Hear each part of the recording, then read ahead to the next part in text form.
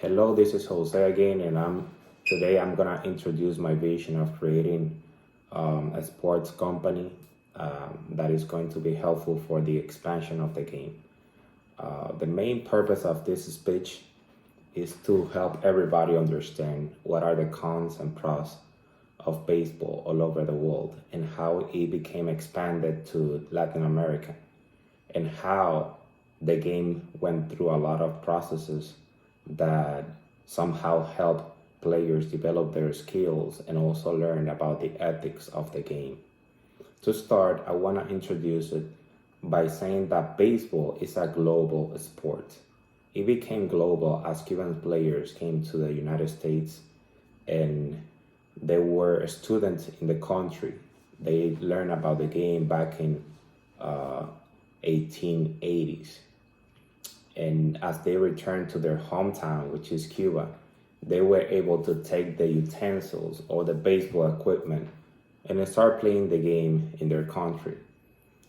Then it became a native sport in the nation by helping them to find freedom in the game as they were obligated by the Spanish to just witness the bullfights and different type of sports that were not of their interest. What were some of the obstacles that they faced? Players in the United States, they have to go through a lot of problems, such as racial problems. Dark-skinned players were not allowed to play the game with the level of freedom that they wanted. Therefore, they had to find a way to play in a place that they were not rejected or they could feel that they were doing something that they were appreciated for.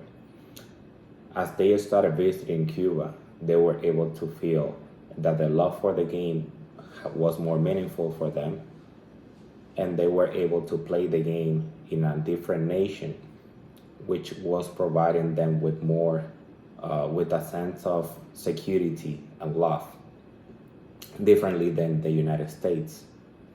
And I know you may be wondering, why is baseball different in Latin America than in the United States? It goes back to when the game was started, as black players were not allowed to play in the same leagues as whites.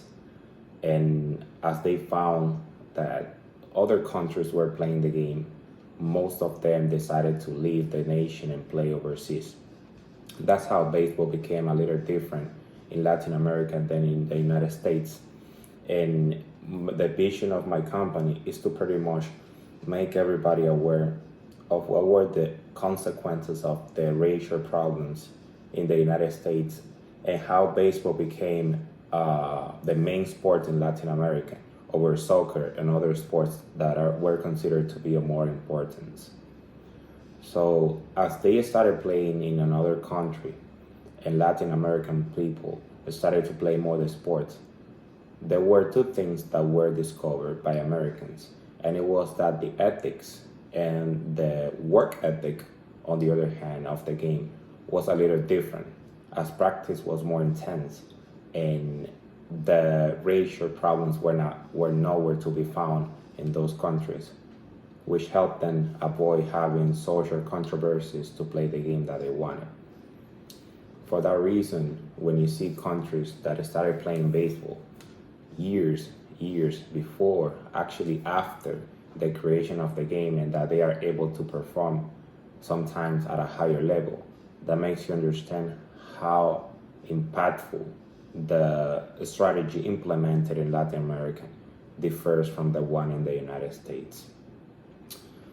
For that reason, I decided to come up with a company that can not only help athletes perform at a higher level, but also make them understand what were those things that helped American players become better in Latin America and Latin leagues to become relevant for Americans as well.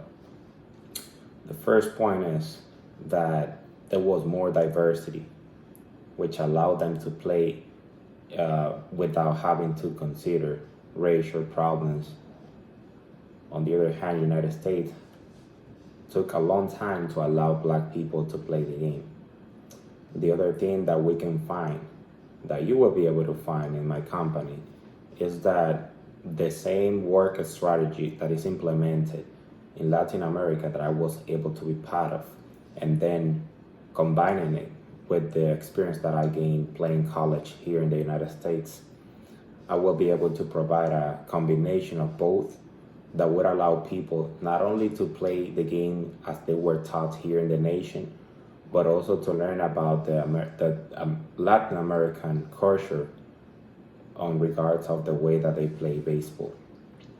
So if we think about how far baseball has gone by just having the implementation of American techniques here in the nation, just think about how far it can go if we combine and we mix both cultures, baseball and American baseball in the United States at once. Just think about how far it can go. And that's what brought me to bring the name of Baseball Without Borders, because there's no limits. And with that vision, we will be able to form a mentality that has no racial problems, that has a different work ethic, and that can help athletes to become more, perform at a higher level on the field. If there was something that I said that I wish you guys can take home from today's speech, is that racial problems shouldn't be involved in the game.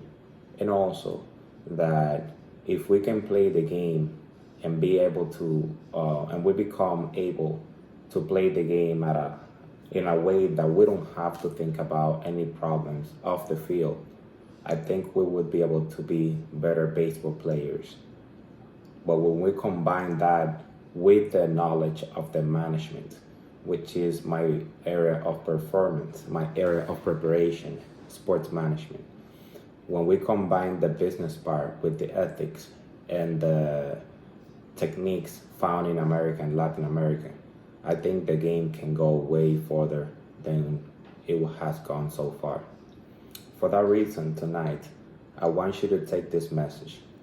Baseball can go beyond if we eliminate all racial problems and if we implement techniques that have been successful in Latin America and techniques that have been successful in the United States.